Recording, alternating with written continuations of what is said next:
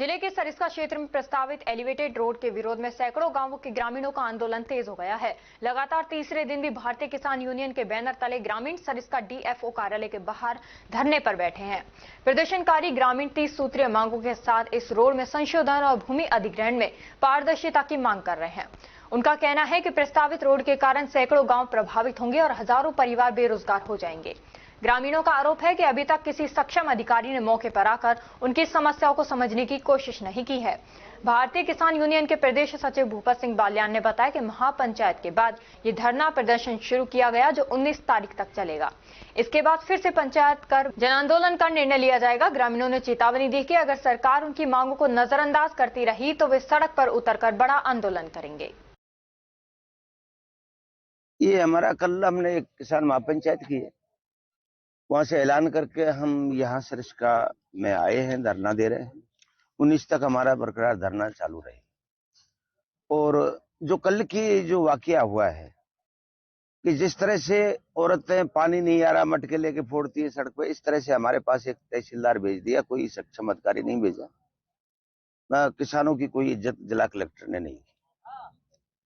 अब उसी आक्रोश को देख के हम 19 तारीख को एक बहुत बड़ी किसान महापंचायत कर रहे हैं।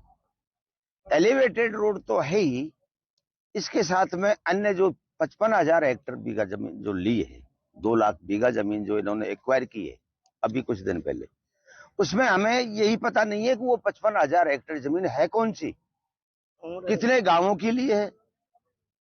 वो हो सकता है उसमें ट्यूबवेल किसान लगा रखी हो और वो जमीन मकान भी बना रखा और वो भी इन्होंने एक बाकी कर ली हो, कल उनको भी तोड़ फोड़ करेंगे, उसकी हमें जानकारी चाहिए। एलिवेटेड रोड सरिस्का पुलिया से थाना गाजी का पोर्टल पर डालें और पोर्टल पर जो ताल वृक्ष होकर जो डाल रखा है इन्होंने 22 किलोमीटर का, उसको पोर्टल से हटाएं और ये पोर्टल पर डालें कि ये रोड बने। ये रोड उधर जाता है तो आप क्या नुकसान हो? इससे नटने के बारे से जब वो ब्लॉक होता है पिलर पे जो आता है 17 फीट ऊंचाई पे, तो वहां हमें खतरा है कि वो डैम बना देंगे और नीचे के जितने भी रोजगार है, आपको पता है, आप स्थानीय पत्रकार हो, कि यहाँ जो रोजगार है सिर्फ दूध का रोजगार है। खेती इनके पास सिवाय चक है, खातेदारी की 1-2 बीघा जमीन है, सिवाय चक पे अपना गुजारा कर रहे हैं। दूध का जो व्यापार है उससे कितनी होटलें चल रही हैं, कितनी ही टायर पंचर की दुकानें हैं, कोई चाय की थड़ी है, कितने हजारों लोग यहाँ रोजगार कर रहे हैं। उनके रोजगार जब सब खत्म हो जाएंगे तो ये लोग अपने आप पलायन कर जाएंगे। इनका जो प्लान है यही है। आपकी मुख्य मांग यही है कि जो पुराना जो सरिस्का रोड है यहीं से एलिवेटेड रोड जाना चाहिए, यहीं से जाना चाहिए, वहां से प्लेन में लाओ और 6 किलोमीटर का इसको एलिवेटेड बना दो। इनको एलिवेटेड, अगर इस सरिस्का को सौंदर्यीकरण करना है एलिवेटेड रोड बना के, तो टहला के लिए एलिवेटेड बनाओ, पांडुपुर महाराज के लिए एलिवेटेड रोड बनाओ, जिससे ना जानवर को दिक्कत होगी ना आदमी को दिक्कत होगी और रात दिन ये चलता रहे, पर्यटक आराम से ऊपर से इसका नजारा देखें। सरकार और प्रशासन आपकी मांग को नहीं मानती है तो अगले कदम क्या रहेंगे आप? अगले कदम अभी तो 19 तारीख की हमारी मीटिंग है, किसान महापंचायत है, उसके बाद में राकेश टिकैत जी या नरेश टिकैत का हम प्रोग्राम करेंगे, बहुत बड़ी और पंचायत करेंगे। जब तक ये मांगे नहीं मानी तो हम लगातार यहाँ बैठे रहेंगे, धरना प्रदर्शन चालू रहेगा, बीच बीच में बड़ी किसान महापंचायत करते रहेंगे। क्या शुभ नाम है और क्या पद है आप? मेरा नाम भूपत सिंह बाल्यान है, किसान यूनियन जो टिकैत जी की है उसका प्रदेश महासचिव। आपको नुकसान क्या है?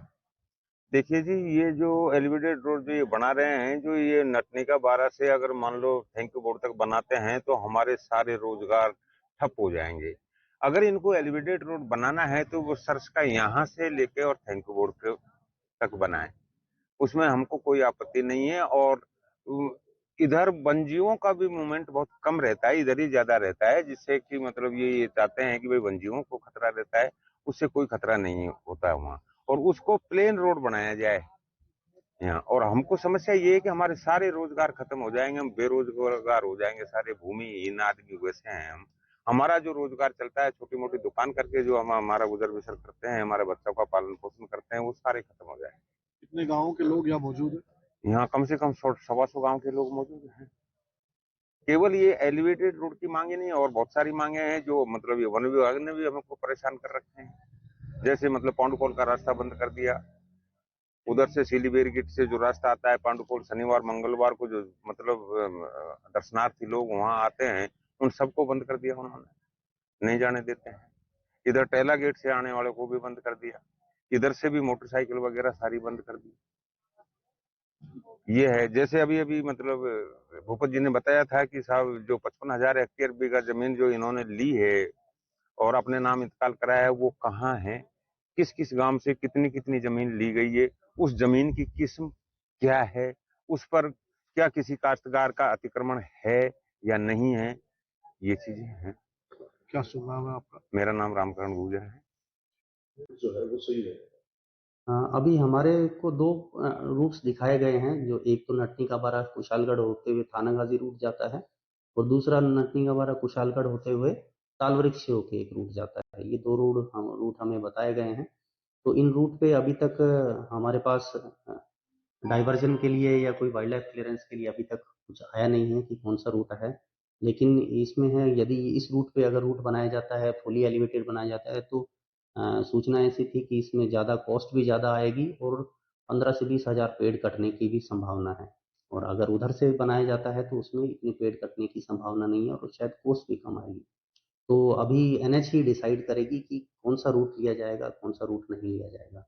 वो फाइनल हमारे पास प्रस्ताव आएगा, उसके बाद ही कुछ होगा। आमजन और वन्य प्राणी के हिसाब से कौन सा रूट बेस्ट है आपके हिसाब से? रूट तो अगर फुली एलिवेटेड बने तो दोनों रूट ही अच्छे हैं। पूरे एलिवेटेड बने तो हमारा काम है वन्य प्राणियों को देखना।